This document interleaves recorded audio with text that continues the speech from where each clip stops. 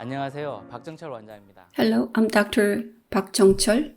Today, I brought a fixture with me. In the last lecture, we talked about the design and materials of the fixture. In the next lecture, I'm going to talk about the surface of the fixture. Today, I'm going to talk about how the implant is healed within our body. The changes in the design and the surface of an implant has been made to make the healing faster and the function better. So the process of implant healing will be discussed in the context of the changes of the fixtures. The word osseointegration, I believe everybody knows. It is the word to explain the implant healing.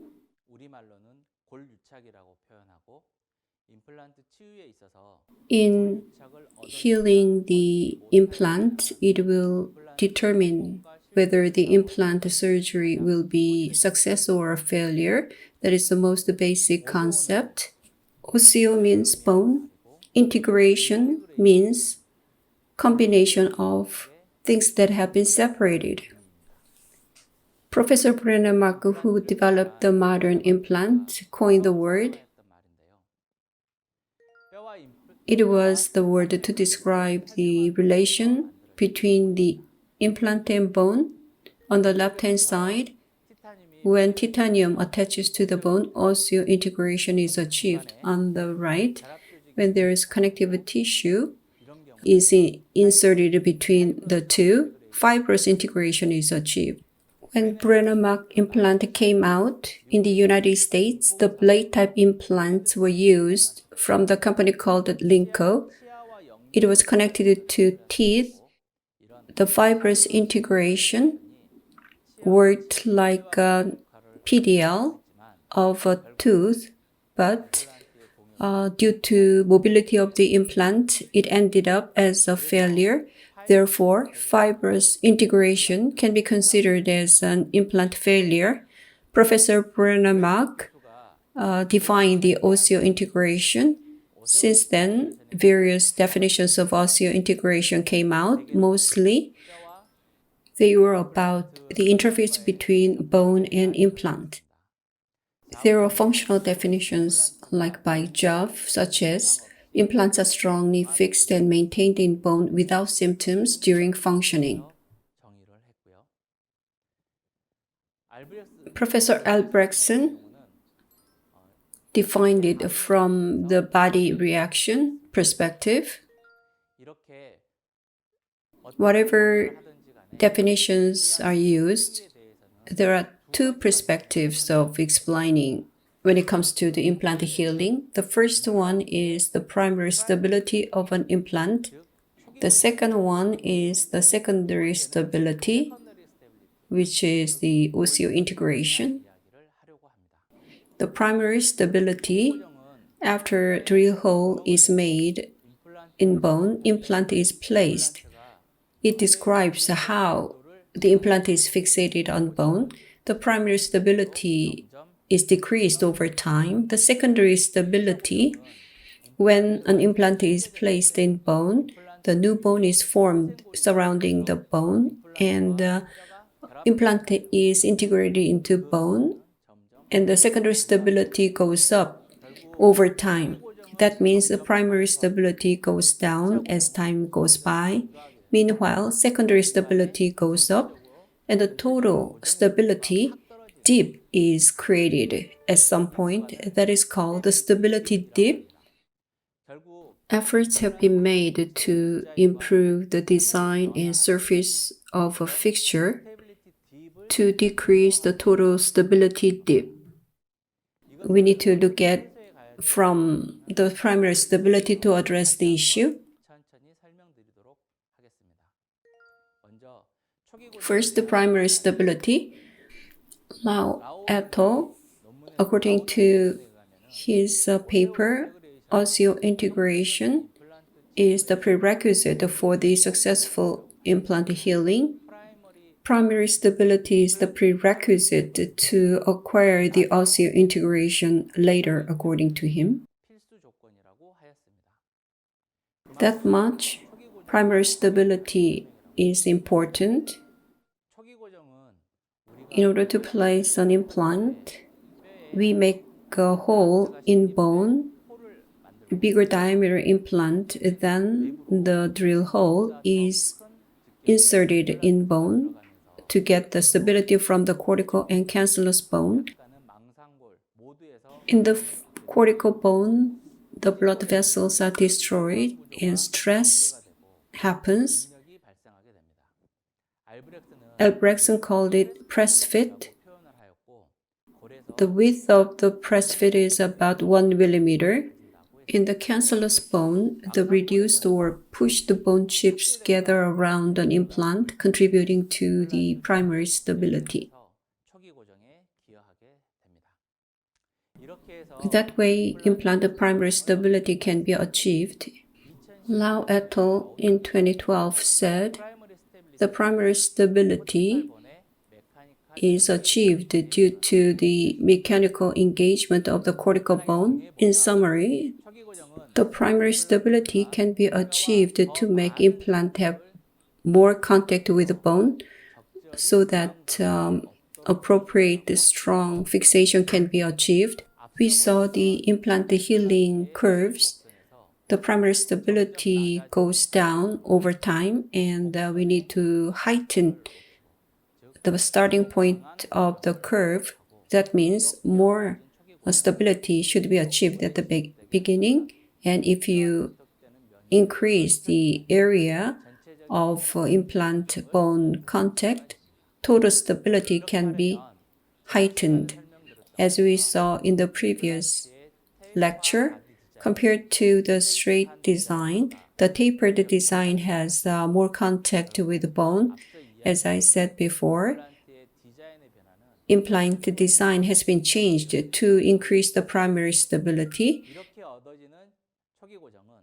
Such heightened primary stability contributed to the loading time. Immediate loading, immediate functioning has been achieved with this increased primary stability. We are doing a lot of one-day implant, so this has contributed to enable the one-day implant. Next, let's have a look at secondary stability, which is the osseointegration.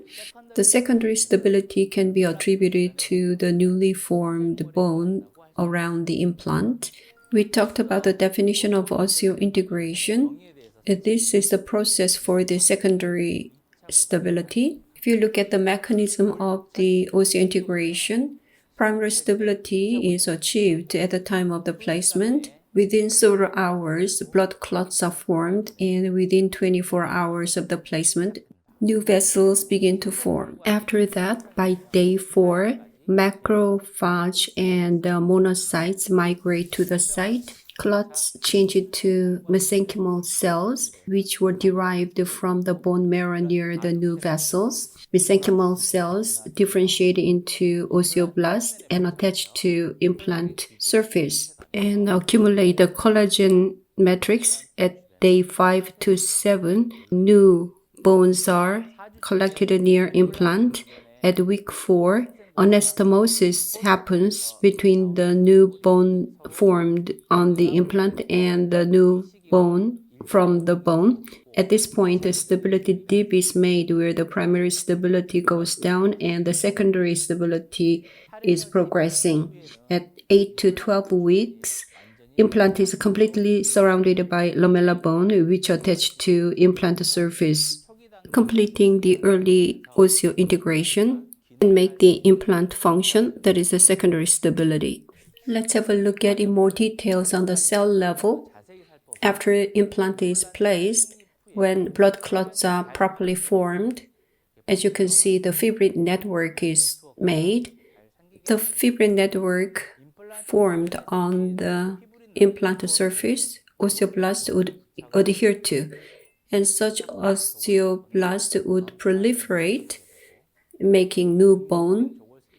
The new bone would be ossifying, creating the osseointegration. This process is the process of osseointegration. creating the secondary stability.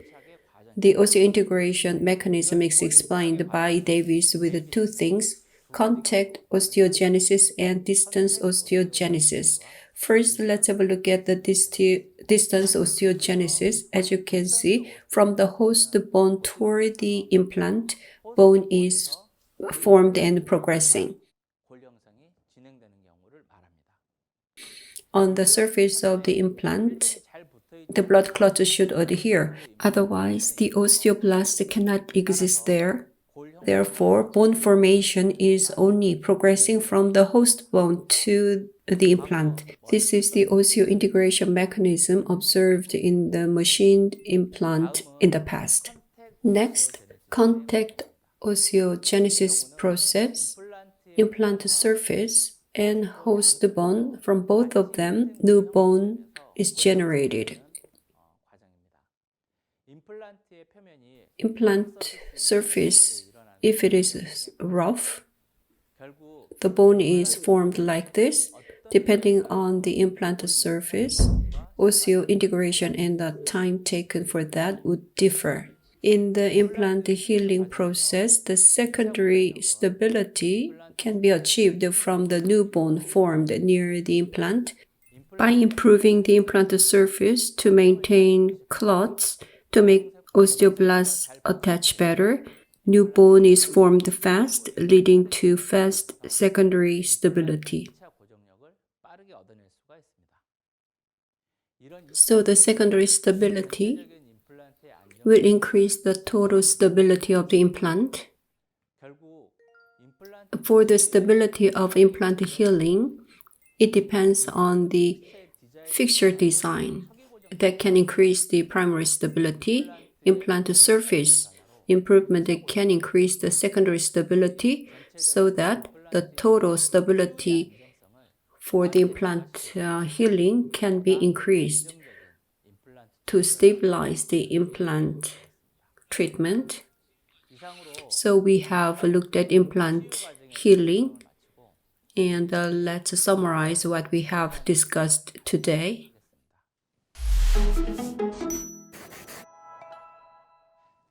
Most dentists think osseointegration is the implant healing process, but today I talked about the implant healing from the two perspectives of primary stability and secondary stability, because the implant fixture used clinically have been changed. From these two perspectives, implant fixture changes can be attributed to other factors as well, but these two have been very important factors for the change.